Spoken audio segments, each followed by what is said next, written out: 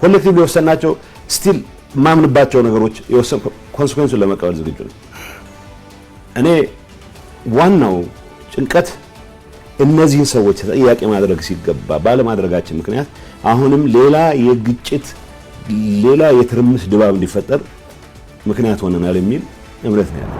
ሐማስ ባለፉት ጊዜያት በአሜሪካና እስራኤል በጥብቅ ሲፈለግ የነበረውን ኤደን አሌክሳንደር የተባለ እስራኤል አሜሪካዊ ታጋች መልቀቁን ተከትሎ በእስራኤልና ሐማስ መካከል የሚደረገው ጦርነት የመቆም ተስፋ ታይቶበት የነበረም ቢሆን እስራኤል በጋዛ ጥቃት ማድረሷን ገፍታበታለች። ኔቶ ይፋ ባደረጋቸው የሳተላይት ምስሎች መሰረት በሰሜን ምዕራባዊ የሩሲያ ግዛቶች ከፍተኛ የወታደራዊ እንቅስቃሴዎች መኖራቸውን የሚያስረዳ ሲሆን ቭላዲሚር ፑቲን ለሌላ አዲስ ጦርነት እየተዘጋጁ ሳይሆን እንዳልቀረ በመግለጽ አውሮፓውያኑን በብርቱ አሳስቧል። ፍርድ ቤቶች በጥፋተኞች ላይ ቅጣት የሚያስተላልፉት ጥፋተኞች ከጥፋታቸው ተጸጽተው ተምረውና ታንጸው ወደ ሰላማዊ ሕይወታቸው እንዲመለሱ ለማድረግና ቀሪው ማህበረሰብ ተመሳሳይ ወንጀል ከመስራት እንዲቆጠብ ለማስተማር እንጂ ለመበቀል አይደለም። ሰላም ጤና ይስጥልን ውድ ሀገሬ ቴሌቪዥን ተመልካቾች እንደምን አመሻችሁ። ከሀገሬ ቴሌቪዥን የዕለቱን መረጃዎች ይዘን ቀርበናል። ሙሴ ከበደ ነኝ። እስከ ፍጻሜው አብራችሁን ቆዩ። በቀዳሚነት የተመለከትናቸው ርዕሰ ጉዳዮች አመራለሁ። በትግራይ ጦርነት ለተፈጠረው ሁሉ የሚገባቸውን ፍርድ ለመውሰድ እንደማያመነቱ አቶ ጌታቸው ረዳ ተናግረዋል። የጠቅላይ ሚኒስትር አብይ አህመድ የምስራቅ አፍሪካ ጉዳዮች አማካሪው አቶ ጌታቸው አሁን በትግራይ ክልል ተባባሰ ያሉት ወንጀል ተገቢው ፍትህ ተግባራዊ ባለመደረጉ የተፈጠረ ነው ብሏል። አስናቀማናጌ ተጨማሪውን አዘጋጅቷል። በሰሜኑ ጦርነት ለጠፋው ሁሉ ፍርዱን ለመቀበል ዝግጁ መሆናቸውን የጠቅላይ ሚኒስትሩ አማካሪ አቶ ጌታቸው ረዳ ተናገሩ።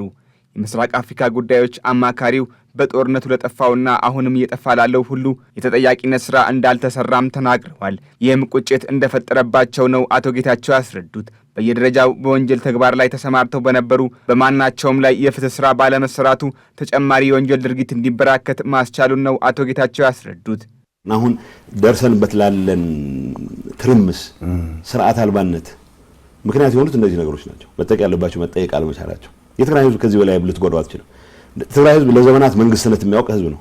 ስርዓት የሚያውቅ ህዝብ ነው። የታገለ ህዝብ ነው። የታገለ ህዝብ በጥቂት ሌቦች ሆስቴጅ ሆኖ አሁን ለስደት የሚዳረግበት ወጣቱ የታገለ ወጣት ክላሹን ጥሎ ለስደት የሚዳረግበት የመን፣ ሳውዲ ሄዶ ባህር ውስጥ ሶማሊያ ውስጥ ሁኔታ የተፈጠረው እኮ እነዚህ ሰዎች እነዚህ የወንጀል ኔትወርኩ ሊንች ፒንስ የሚባሉት ማጋለጥ አለመቻላቸው ነው። ከዚህ በለጠ የሚቆጠቁጠኝ ነገር ሊኖር አይችልም። ሌላው ኮሌክቲቭሊ ወሰናቸው ስቲል ማምንባቸው ነገሮች የወሰን ኮንሲኩዌንሱን ለመቀበል ዝግጁ ነኝ። እኔ ዋናው ጭንቀት እነዚህን ሰዎች ተጠያቂ ማድረግ ሲገባ ባለማድረጋችን ምክንያት አሁንም ሌላ የግጭት ሌላ የትርምስ ድባብ እንዲፈጠር ምክንያት ሆነናል የሚል እምነት ነው ያለኝ። የቀድሞ የህወሓት ምክትል ሊቀመንበርና የአሁኑ የጠቅላይ ሚኒስትር አብይ አህመድ የምስራቅ አፍሪካ ጉዳዮች አማካሪ አቶ ጌታቸው ክልሉ በተደራጁ ዘራፊዎች መወረሩንም እንዲሁ ጠቁመዋል። የትግራይ ህዝብ ስርዓተ መንግስት የሚያውቅና ታጋይ እንደሆነ ያስረዱት አማካሪው የትግሉን ውጤት ቡድኖች ነጥቀውታልም ብለዋል። አቶ ጌታቸው በንግግራቸው ወታደራዊ አደረጃጀቱ የዲፕሎማሲ አማራጮችን መጠቀም የሚሻ እንደነበር ገልጸው አብዛኛው ወሳኝ የፖለቲካ አመራሮች ግን ሰላምን ጨርሶ የሚፈልጉ አይደሉም ብለዋቸዋል። ብዙዎቹ የጦር አመራሮች እንግዲህ አሁን መወሻሸት የለብንም። ይሄ ነገር በሰላም ይፈታ። ብዙዎቹ አይደሉም፣ ኦልሞስት ሁሉም ይሄ ነገር በሰላም ነው መፈታት ያለበት። የዲፕሎማሲ ድል መሞከር አለብን የሚሉ ፖለቲካ አመራር ውስጥ ያለው ኃይል ነው። ፈራችሁ ወይ? ለምሳሌ መጨረሻው ዙር ሲደረግ ማለት የመዋጋት አቅምና ምናምን ማነስ አለ። ኮሚትመንት ችግር የለባቸው ወታደሮቹ ብዙዎቹ ማለት ለዛ ማከብራቸዋለሁ። ከጥቂቶቹ ከግርግር እናተርፋለን ከሚሉት በስተቀር ሁሉም ይሄ ነገር በሰላም እንፍታ ነው። ፖለቲካል ሊደርሺፕ ውስጥ ግን ይሄ ኮር ኃይሉ ምልህ በሰላም መፍታት የሚባል አጀንዳ አይመጣለትም። በእኔ እምነት የፖለቲካ ሊደርሺፑ ለሰላም የነበረው ዝግጁነት ኦልሞስት ዜሮ ነው። አቶ ጌታቸው በፕሪቶሪያ ስምምነት መሰረት በክልሉ ተደርጎ የነበረው ምርጫ የተሰረዘ እንዲሆን መፈረማቸውንም ገልጸዋል። ይሁን እንጂ ስልጣናችንን አሳጣን የሚሉ ወገኖች እንደ ካሪ እንደሚቆጥሯቸውም አስረድተዋል። ይህንን ማድረጋቸው እንደማይቆጩበት የገለጹት አቶ ጌታቸው የትግራይንም ህዝብ አሳልፌ አልሰጥም ሲሉ ተናግረዋል። ፕሪቶሪያ ስልጣንን አሳጥቶኛል ብሎ ሲሟገት ሰማዋል። ኦልሬዲ ያደረግነው ምርጫ ሰርዘን ተስማምተን በህገ መንግስት ልናደርግ ነው ፈርመው ነው የመጣ ነው። ምን መንግስት ይኖርሃል ምርጫው ከተሰረዘ? በምርጫው መሰረት የተቋቋመው መንግስት አፍርሰው መጡ ተብለን እኮ ነው ከሃዲዎች የተባለው። እኔ ማለት የሚገባኝ መስዋዕትነት ከፍያለሁ ያምናለሁ። የትግራይን ህዝብ አሳልፌ ሰጥቼ አላቅም፣ ለወደፊት ማሳልፌ አልሰጥም። እነዚህ ሰዎች ግን ጸረ የትግራይ ህዝብ ጥቅም ስለሆኑ እነዚህን ለሌላ እኮ አሳልፈ መስጠት የለብህም። ህዝቡ ራሱ እንዲያውቃቸው አንቅሮ እንዲተፋቸው ተግባራቸው መገለጽ መቻል አለበት። የፕሪቶሪያውን ስምምነት ተከትሎ በፍትህ ሚኒስቴር በጸደቀው የሽግግር ፍትህ ፖሊሲ መሰረት በጦርነቱ በደረሰው ውድመት ድርሻ ያላቸው ሁሉ በሽግግር ፍትህ ተጠያቂ እንዲሆኑ የሚያደርግ መሆኑ ልብ የሚባል ነው። እንደ አቶ ጌታቸው የፌዴራል መንግስትም በተግባር ያድርገው ወይም አያድርገው የሚታይ ነው ሲሉ በንግግር ደረጃ ተጠያቂ የሚሆኑ ሁሉ ይጠየቃሉ ማለቱን ግን እንዲሁ ተናግረዋል። አቶ ጌታቸው ስለተፈጠረው ሁሉ ይቅርታ መጠየቅ አይፈልግም ካሉት የኤርትራ መንግስት ጋር ንግግር የሚያደርግ የክልሉ ቡድን እንደምን የትግራይን ጥቅም ሊያስከብር ይችላል ሲሉ በጥያቄ አስረድተዋል። የኢትዮጵያ ኦርቶዶክስ ተዋሕዶ ቤተክርስቲያን ቅዱስ ሲኖዶስ የርክበ ካህናት ምልአተ ጉባኤውን ማካሄድ ጀምሯል። ጉባኤውን አስመልክቶ መግለጫ የሰጡት የቤተ ክርስቲያኗ ፓትርያርክ ብፁዕ ወቅዱስ አቡነ ማትያስ የቤተ ክርስቲያኑ አባቶች ለሀገር ሰላምና ፍትህ መስራት አለብን ያሉ ሲሆን ኢትዮጵያ ያሉባት ችግሮች በሰላማዊ ውይይት ሊፈቱ ይገባል ሲሉ ጥሪም አቅርበዋል። ሱባለ ጋሻው የተባረከና የተቀደሰ ጉባኤ ያድርግልን። እግዚአብሔር ኢትዮጵያና ሕዝቦቿን ይባርክ።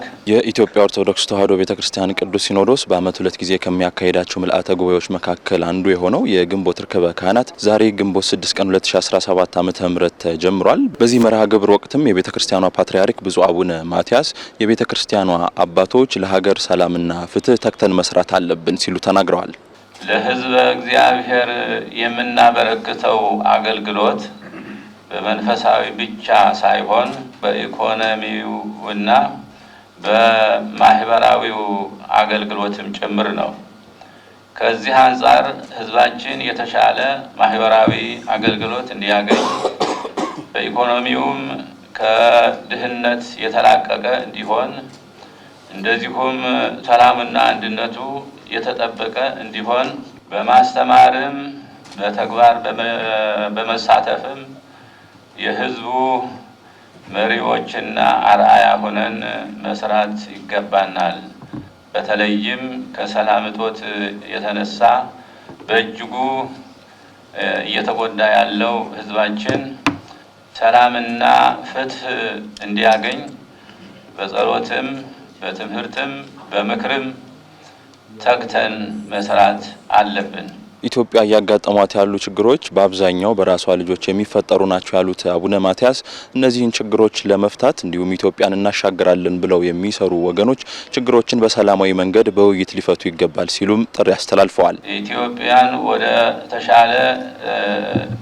ወደ ተሻለ ልማትና እድገት እናሻግራለን ብላችሁ እየደከማችሁ ያላችሁ ወገኖቻችን እባካችሁ መለስ ብላችሁ እናታችሁ የተንገላታችበትን እዩና በቃ በሉ። ሁሉን የሚያግባባ ነገር ፈልጉና ችግሮቹን በሰላማዊ ውይይት ፍቱ። በዚህ አማራጭ እናት ሀገር እፎይታ እንድታገኝ አድርጉ። ይህንም ለውድ እናት የሚደረግ ካሳ አድርጋችሁ ውሰዱት። የቤተ ክርስቲያናችን ወቅታዊ መልእክትና ጥሪም ይህ ነው። የኢትዮጵያ ኦርቶዶክስ ተዋሕዶ ቤተክርስቲያን በተለያዩ ጉዳዮች ዙሪያ ያላትን አፈጻጸም በመገምገም ቀጣዩን አቅጣጫ የሚያስቀምጠው የቅዱስ ሲኖዶስ ምልአተ ጉባኤ በይፋ መከፈቱንም ብፁዕ ቅዱስ አቡነ ማትያስ አብስረዋል። የቤተ ክርስቲያናችን መንፈሳዊ፣ ማህበራዊ፣ ኢኮኖሚያዊና አስተዳደራዊ አፈጻጸማችንን በመገምገም ለቀጣዩ ጊዜ የሥራ አቅጣጫን የሚያስቀምጠው የርክበ ካህናት ቅዱስ ሲኖዶስ ቀኖናዊ ጉባኤ በዛሬው ዕለት የተጀመረ መሆኑን ለኦርቶዶክሳውያን ሕዝበ ክርስቲያን እናበስራለን። እስራኤል በጋዛ በሚገኝ ሆስፒታል በፈጸመችው ጥቃት 28 ሰዎች መሞታቸውንና በርካቶች መቁሰላቸው ተሰምቷል። የእስራኤል የጦር አውሮፕላኖች በአንድ ጊዜ 6 ቦምቦችን እንደለቀቁ ሲገለጽ ይህም መጠነ ሰፊ ውድመት እንዳደረሱም ተገልጿል። ከዚህ ባለፈ እስራኤል ወደ ጋዛ እርዳታ እንዳይገባ ያደረገችውን ሀሳብ እንድታነሳም ትጠይቃለች። አልታየ ኪዳኔ ሐማስ ባለፉት ጊዜያት በአሜሪካና እስራኤል በጥብቅ ሲፈለግ የነበረውን ኤደን አሌክሳንደር የተባለ እስራኤል አሜሪካዊ ታጋች መልቀቁን ተከትሎ በእስራኤልና ሐማስ መካከል የሚደረገው ጦርነት የመቆም ተስፋ ታይቶበት የነበረም ቢሆን እስራኤል በጋዛ ጥቃት ማድረሷን ገፍታበታለች። በሐማስ የሚተዳደረው የሲቪል መከላከያ ኤጀንሲ ቃል አቀባይ እንዳስታወቀው እስራኤል በካን ዩኒስ በሚገኘው ዩሮፒያን ሆስፒታል በፈጸመችው ጥቃት 28 ሰዎች መሞታቸውንና በርካቶች ስለመቁሰላቸው ተሰምተዋል። የእስራኤል የጦር አውሮፕላኖች በአንድ ጊዜ 6 ቦምቦችን በዚህ ሆስፒታል ላይ እንደለቀቁ ሲገለጽ የተጣሉት ቦምቦች የሆስፒታሉን የውጭና የውስጡን ክፍል መምታታቸው ተገልጿል። የእስራኤል ጦር የፈጸመው ጥቃት ያነጣጠረው በሐማስ አመራሮች ላይ እንደሆነ ተገልጿል። ጦሩ እንዳስታወቀው የተፈጸመው ጥቃት ከሆስፒታሉ በታች ባለ የሐማስ ወታደራዊ ማዘዣና መቆጣጠሪያ ማዕከል ላይ እንደሆነ ተገልጿል። ጦሩ በጋዛ ሆስፒታሎች ላይ ጥቃት ሲፈጽም የመጀመሪያው እንዳልሆነ የሚታወቅ ሲሆን ከዚህ ቀደም በናስር ሆስፒታል ተደጋጋሚ ጥቃቶችን መሰንዘሩ የሚታወስ ነው። ይሁን እንጂ እስራኤል ሐማስ ወታደራዊ ጥቃቶችን ለማቀድና ጥቃት ለመፈጸም ሆስፒታሎችን እየተጠቀመባቸው ነው ሲልም ወንጅሏል። በጋዛ ለቢቢሲ የሚሰራ ጋዜጠኛ በአየር ጥቃቱ ጉዳት ከደረሰባቸው መካከል አንዱ ሲሆን አሁን ላይ የሕክምና ክትትል ተደርገውለት በጥሩ ሁኔታ ላይ እንደሚገኝ ተነግሯል። በሆስፒታሉ በተፈጸመው ጥቃት የመንገድ መሰረተ ልማቶች ወደ ጉድጓድነት መቀየራቸው የተገለጸ ሲሆን ከደረሰው ሰብአዊ ጉዳት ባሻገር ተሽከርካሪዎችም ጉዳት እንደደረሰባቸው ተገልጿል። የዓይን እማኞች እንደተናገሩት የእስራኤል ሰው አልባ አውሮፕላኖች ጥቃት በተፈጸመበት ቦታ ላይ ሰዎች እንዳይጠጉ ጥብቅ የአየር ከበባ በማድረጋቸው የነፍስ አድን ሰራተኞች ወደ ቦታው እንዳይደርሱ አድርጓል። እነዚህ የሰው አልባ አውሮፕላኖች የሲቪል መከላከያ መኮንኖች ወደ ሆስፒታሉ ሊጠጉ ሲሞክሩ ጥቃት በመፈጸም እንዳቆሰሏቸው ነው ቢቢሲ በዘገባው ያመለከተው። ዶክተር ቶም ፓቶካር የተባሉ የዓለም አቀፍ የእርዳታ በጎ አድራጎት ድርጅት አጋር ስለ ክስተቱ ይገልጻሉ። ጥቃቱ የተከፈተው ምንም ማስጠንቀቂያ ሳይሰጥ መሆኑን የገለጹት ዶክተር ቶም ሆስፒታሉ በተፈጸመበት የቦምብ ጥቃት 6 ግዙፍ ፍንዳታዎች መከሰታቸውን ገልጸዋል። ክስተቱ ከባድ ድንጋጤ መፍጠሩንም የሕክምና ባለሙያው ስለ ሁኔታው አስረድተዋል። የሞቱትና የቆሰሉት ሰዎች በካን ዩኒስ ወደሚገኘው ናስር ሆስፒታል መወሰዳቸውን የአካባቢው ምንጮች የገለጹ ሲሆን የሕክምና ቡድኖች ጉዳቱን ለማከም ጥረት እያደረጉ እንደሆነ ተገልጿል። በጋዛ የሚገኘው የናስር ሆስፒታል ድንገተኛ ክፍል ከማክሰኞ ቀደም ብሎ ሌላ ጥቃት እንደተፈጸመበትም የሕክምና ባለሙያ ምንጮችና የዓይን እማኞች መናገራቸው ተዘግቧል። በጥቃቱ ከተገደሉ 2 ሰዎች መካከል ታዋቂው ፍልስጤማዊ የፎቶ ጋዜጠኛ ሐሰን አስሊህ እንደሚገኝበትም ተሰምቷል። ከዚህ ቀደም በእስራኤል ጥቃት ሰለባ ሆኖና ጉዳት ደርሶበት ሕክምና ሲከታተል የነበረው ሐሰን አስሊህ ኢላማ የተደረገው በሆስፒታሉ የቀዶ ጥገና ክፍል ላይ በተፈጸመ ጥቃት ነው ተብሏል። ጋዜጠኛው ባለፈው ሚያዝያ ወር ከአየር ጥቃት ተርፎ ለ1 ወር ያህል በሆስፒታል ውስጥ እንደቆየ ከሕክምና ሰዎች መስማቱን ጠቅሶ ቢቢሲ ዘግቧል። የእስራኤል ጦር ጋዜጠኛው ሐማስ በጥቅምት 7 በእስራኤል ላይ በፈጸመው ጥቃት እጃቸው አለበት ብሎ ከሚወነጅላቸው ሰዎች መካከል ይጠቅሰዋል። በዚህም በሚያዝያ ወር በተካሄደው ጥቃት የአስሊህ ባልደረባ የሆነው ሄልሚ አልፋቅዊን ጨምሮ ሌሎች በርካታ ጋዜጠኞች መቁሰላቸው ይታወሳል። እስራኤልና ሐማስ ለ6 ሳምንታት የተኩስ አቁም ስምምነት አድርገውም የነበረ ቢሆን የሚደረገው ጦርነት አሁንም ቀጥሏል። የሁለቱ አካላት ግጭትም የመካከለኛው ምስራቅን የግጭት ቀጠና አድርጓታል። እስራኤል ሐማስ የያዛቸውን ታጋቾች እንዲለቅ ግፊት ለማድረግ ያገዘኛል ባለችው መሰረት ከምታደርገው ወታደራዊ ጥቃት በተጨማሪ የትኛውም የምግብና ሌሎች የእርዳታ አቅርቦቶች ወደ ጋዛ እንዳይገቡ አግዳለች። የተባበሩት መንግስታት ድርጅት የሰብአዊ ጉዳይ ዋና ጸሐፊ የሆኑት ቶም ፍሌቸር በትላንትናው ዕለት በተባበሩት መንግስታት ድርጅት የጸጥታው ምክር ቤት ላይ እንደተናገሩት እስራኤል ወደ ጋዛ የሚደረገውን እርዳታ በመዝጋቷ በጋዛ የከፋ ሰብአዊ ቀውስ እንዲከሰት አድርጓል ብለዋል።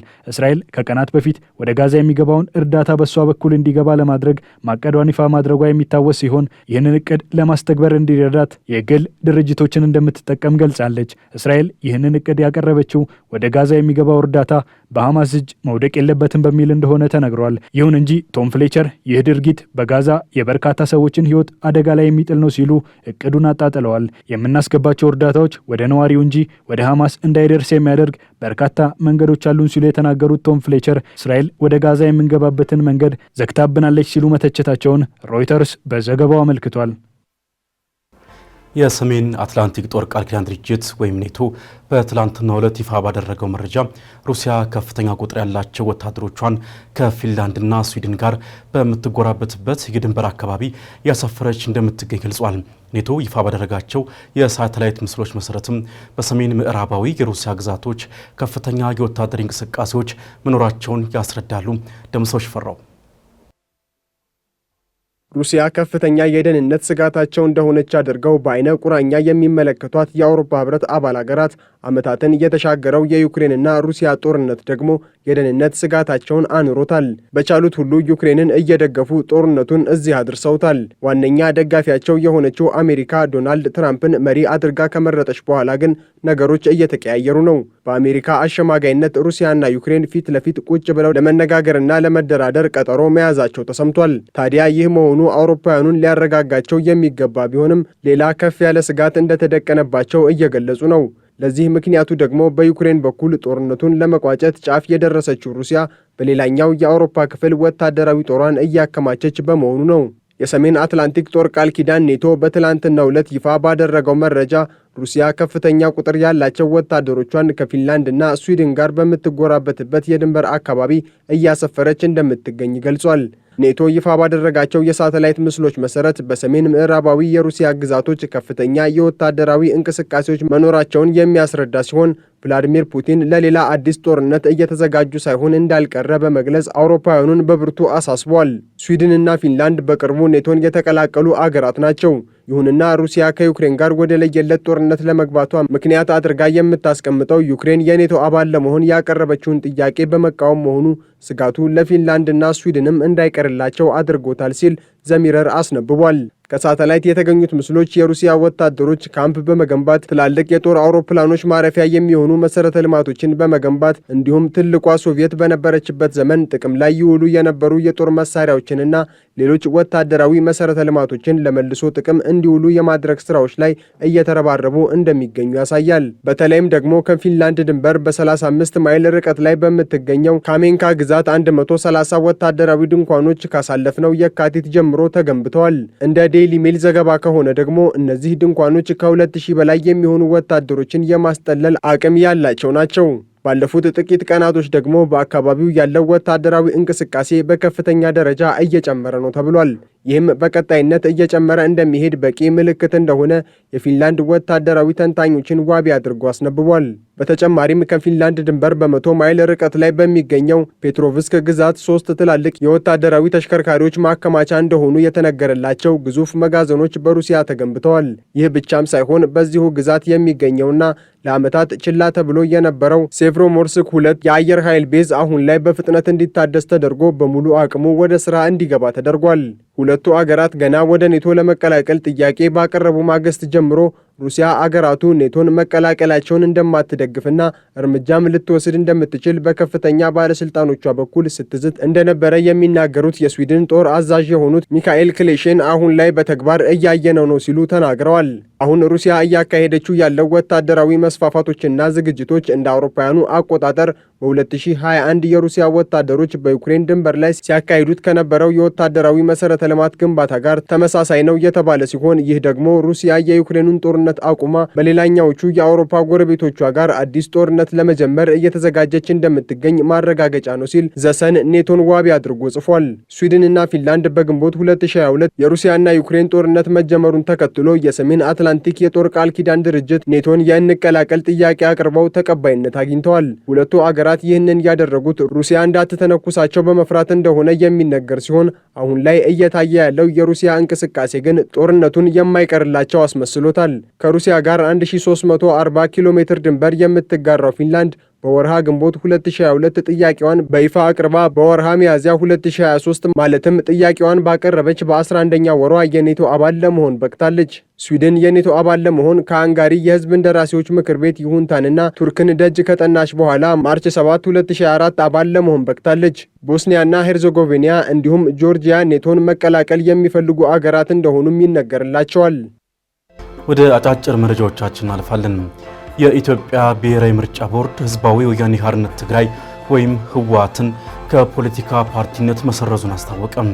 የኢትዮጵያ ብሔራዊ ምርጫ ቦርድ ፓርቲውን በልዩ ሁኔታ ከመዘገበበት ጊዜ አንስቶ የቦርዱ ታዛቢዎች በተገኙበት ጠቅላላ ጉባኤ እንዲያደርግና ሌሎች መስፈርቶችን እንዲያሟላ በቅድሚያ የ6 ወራት ከዚያም በድጋሚ የ3 ወራት የእግድ ቀነ ገደብ መስጠቱ ይታወሳል። ምርጫ ቦርድ በዛሬው ዕለት ባወጣው መግለጫ በእነዚህ የእግድ ወራት ውስጥ ህወሓት የእርምት እርምጃ ሳይወስድ ቢቀር የፓርቲው ምዝገባ እንደሚሰረዝ በገለጸው መሰረትና የተሰጠው ቀነ ገደብ በመጠናቀቁ ህወሓት ከግንቦት 5 ቀን 2017 ዓ.ም ጀምሮ ከፖለቲካ ፓርቲነት እንዲሰረዝ መወሰኑን አስታውቋል። የዘገባ እስከተጠናቀረበት ጊዜ ድረስም የቦርዱን ውሳኔ በተመለከተ ከህወሓት በኩል የተሰጠ ምላሽ ባይኖርም ፓርቲው ህጋዊ ሰውነቱ በፕሪቶሪያዊ ሰላም ስምምነት መሰረት እንጂ በምርጫ ቦርድ የሚታይ አለመሆኑን ከዚህ ቀደም መግለጹ ይታወሳል።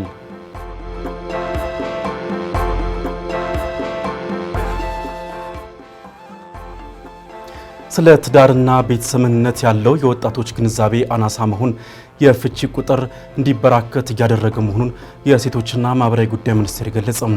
ሚኒስቴሩ ይህን ያለው በዓለም አቀፍ ደረጃ ለ32ኛ ጊዜ እንዲሁም በአገር አቀፍ ደረጃ ደግሞ ለ3ኛ ጊዜ የተሻሻለ የቤተሰብ ስራና ገቢ ለሀገር ኢኮኖሚ በሚል መሪ ቃል በነገው ዕለት የሚከበረውን የቤተሰብ ቀን አስመልክቶ በሰጠው ጋዜጣዊ መግለጫ ነው። የሚኒስቴሩ ሚኒስትር ዴኤታ ሁሪያ አሊ በዚህ ወቅት እንደተናገሩትም ወጣቶች ወደ ትዳር ከመግባታቸው በፊት ስለ ትዳርም ሆነ ስለ ቤተሰብ ያላቸው አመለካከት አነስተኛ መሆን የፍቺ ቁጥር በአገር አቀፍ ደረጃ እንዲበራከት ማድረጉን አንስተዋል። ተቋሙ የፍቺ ቁጥር መጨመርን ለመግታት የቤተሰብ አባላት ስልጠናና የምክር አገልግሎት እንዲያገኙ ከሚመለከታቸው ተቋማት ጋር እየሰራ መሆኑንም ሚኒስትር ዴኤታዋ አክለው እንዲህ ተናግረዋል። ብዙ ጊዜ ዜጎቻችን የትዳርን በትክክል ምንነት ሳይገነዘቡ አብዛኞቹ በመግባታቸው ለፍቺ እየተዳረጉ ነው። አንዱ ፋይንዲንግ ማለት ነው። ስለዚህ እኛ እንደ አሰራር የዘረጋ ነው ምንድነው ሰዎች ከሚመለከታቸው አካላት ጋር በመቀናጀት ስልጠና እንዲያገኙ ከመግባታቸው በፊት ከገቡም በኋላ አንዳቸው ከሌላቸው መማማር እንዲቻል ይሄንን ከማን ጋር ነው የምንሰራው ማለት ነው። የምክርና የምክክር አገልግሎት የሚሰጡ ተቋማት አሉ። በጥምረት አንድ እንዲሆኑ አድርገናቸዋል። በአዲስ አበባ ከተማ ብቻ በ2017 በጀት ዓመት በመጀመሪያዎቹ 9 ወራት የተመዘገበው የፍቺ መጠን ካለፈው ተመሳሳይ ወቅት ጋር ሲነጻጸር ጭማሪ ማሳየቱን የሲቪል ምዝገባና የነዋሪነት አገልግሎት ኤጀንሲ ማስታወቁ አይዘነጋም።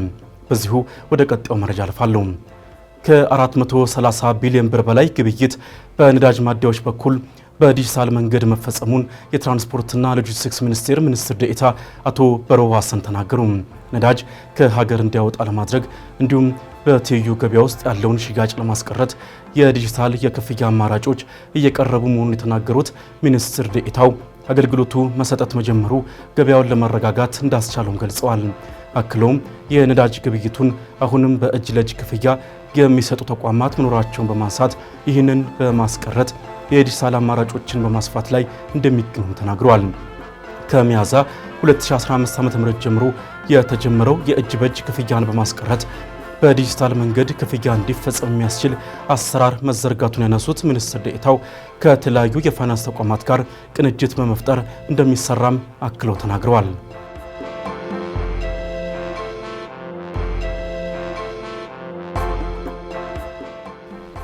ሩዋንዳ ከዩናይትድ ስቴትስ የተባረሩ ሰዎችን ለመቀበል ያደረገችውን ስምምነት አምነስቲ ኢንተርናሽናል ተቃወመ። በተቋሙ ከፍተኛ ባለሙያ የሆኑት ክርስቲያን ሮሙ ስምምነቱ ዓለም አቀፍ የፍልሰት ሕግን የጣሰና የስደተኞች ስምምነትን የሚጻረር ነው ብለውታል። ሩዋንዳ በአውሮፓ ውስጥ ያሉ ብዙ ሀገራትን ለመቀበል የሚያስችል ቦታ እንዳላት ብትገልጽም የሰብአዊ መብት ተሟጋቾች በበኩላቸው በሩዋንዳ ባለው ሁኔታ ስጋት እንዳላቸው ገልጸዋል።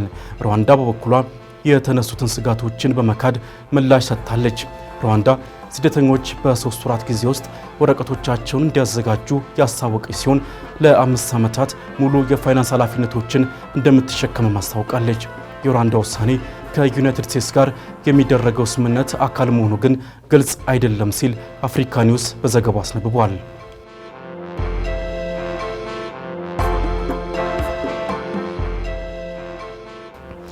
ሳውዲና አሜሪካ የ$600 ቢሊዮን የንግድ ስምምነት አደረጉ። የስምምነት የሳውዲ ባለሀብቶች በአሜሪካ የንግድ ሥራ ላይ እንዲሰማሩ የሚያደርጋቸው ነው ተብሏል። አሜሪካ በአንጻሩ 142 ቢሊዮን ዶላር ግምት ያለው ወታደራዊ ሽያጭ ለሳውዲ እንደምታቀርብም ተሰምቷል። ይህ ታዲያ አሜሪካ ከየትኛውም ሀገር ጋር አድርጋው ከነበረው ወታደራዊ ቁሳቁስ ሽያጭ ከፍተኛ እንደሆነም ተጠቁሟል። ወታደራዊ ቁሳቁሶቹ የሚሳኤልና የአየር መከላከያን ጨምሮ የባህር ኃይል ጦርን ያካትታሉ ነው የተባለው። ዶናልድ ትራምፕ የመጀመሪያ ነው በተባለለት የገልፍ ሀገራት ጉዟቸው ለበርካታ ዓመታት ተግባራዊ የነበረውን የሶሪያ ማዕቀብ እንደሚያነሱም ተናግረዋል። ከበሺር አልአሳድ መውደቅ በኋላ ሀገሪቱን እየመራ ያለው ኃይል የትራምፕ ንግግር ሀገሪቱ ወደ ተሳለ መስመር እንድትጓዝ ያደርጋታል ብሏል። በአልሻራና የአሜሪካው ፕሬዝዳንት ዶናልድ ትራምፕ ስብሰባ ከፈረንጆቹ አቆጣጠር 2000 በኋላ የአሜሪካና የሶሪያ መሪዎች ፊት ለፊት ሲገናኙ የመጀመሪያው ሆኗል። የመሪዎቹ መገናኘት በሁለቱ ሀገራት መካከል ያለውን ግንኙነት የበለጠ ማሻሻሉን ሊያመለክት ይችላል መባሉን ሮይተርስ ዘግቧል። በኢትዮጵያ መደበኛ ባልሆነው ወይም በትይዩ ገበያ የውጭ ምንዛሪ ዋጋ መጨመር ብቻውን ሰዎች የፋይናንስ ተቋማት ጋር እንዳይሄዱ ምክንያት አለመሆኑ ተነግሯል። የውጭ ምንዛሪ ፈላጊዎች ከዋጋው ይልቅ በፋይናንስ ተቋማት ውስጥ ያለው ውስብስብ አሰራር ምክንያት ወደ ትይዩ ገበያ እንዲሄዱ እንደሚያስገድዳቸውም ተገልጿል። ዳግም ተገኝ በቢዝነስ ጥንቅሩ ጉዳዩን ተመልክቶታል።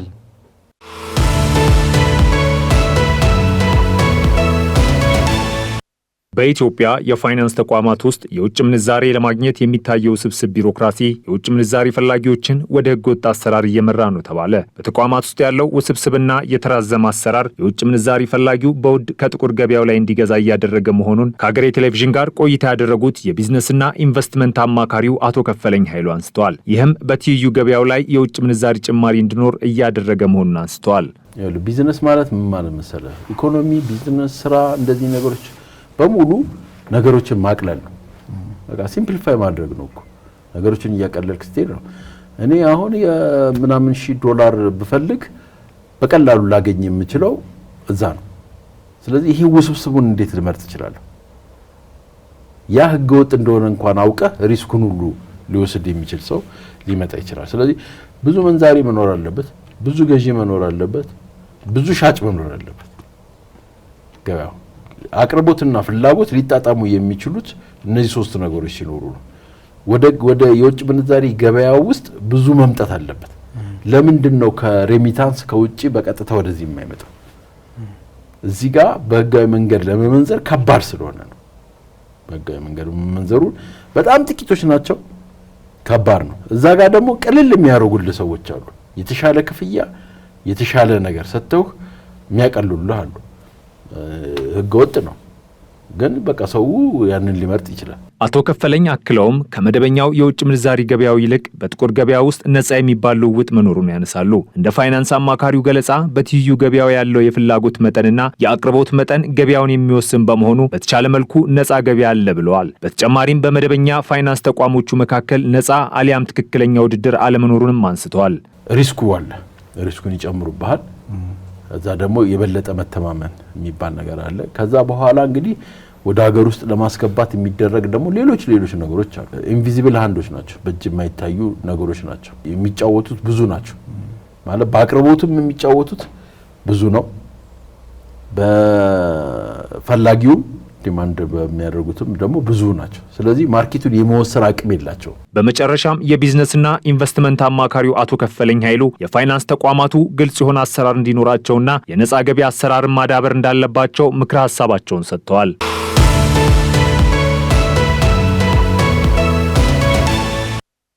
ፍርድ ቤቶች በጥፋተኞች ላይ ቅጣት የሚያስተላልፉት አጥፊዎችን ለመበቀል እንዳልሆነ ይልቁንም ጥፋተኛውን ትምህርት እንዲወስድና ሌሎች እንዲማሩበትም እንደሆነ የሚነገር ጉዳይ ነው።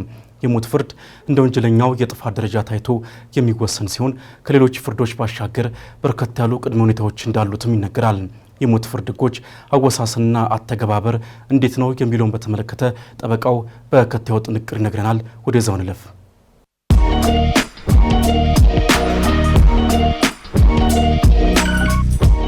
ጤና ይስጥልን። ጠበቃ እንዳርጌ ካሴ ነኝ። ስለ ኢትዮጵያ የሞት ፍርድ ሕግ ነክ መረጃ ላካፍላችሁ።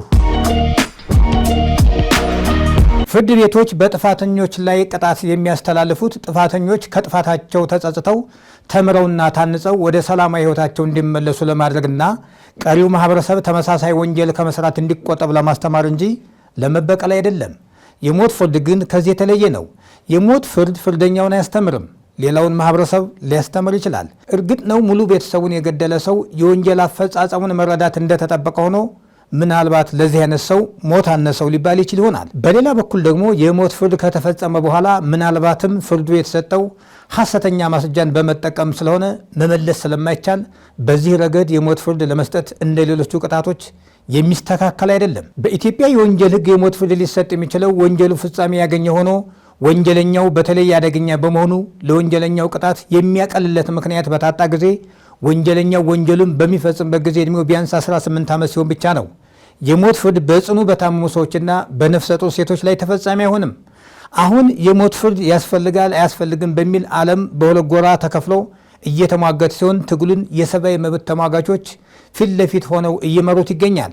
ኢትዮጵያ የሞት ፍርድን በሕግ እውቅና ከሰጡት ሀገራት ውስጥ ተርታ የምትመደብ ሀገር ብትሆንም ነገር ግን በተግባር ብዙ የሚስተዋል አይደለም። ከ20 ዓመት ገደማ በፊት ተፈጸሙ የተባሉት የሞት ፍርዶች ከ3 የማይበልጡ መሆናቸው ብቻ ሳይሆን ግልጽነት የጎደላቸው እንደሆነ ሲነገር ይሰማል።